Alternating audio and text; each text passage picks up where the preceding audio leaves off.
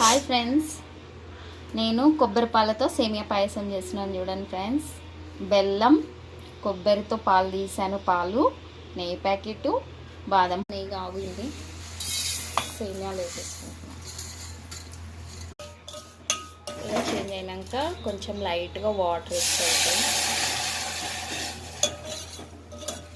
మామూలుగా పాయసం చేసుకున్నట్టు కాదు, కొంచెం డిఫరెంట్గా ఉంటుంది. వాటర్లో ఇలా బాయిల్ చేసుకోవాలి ఫ్రెండ్స్.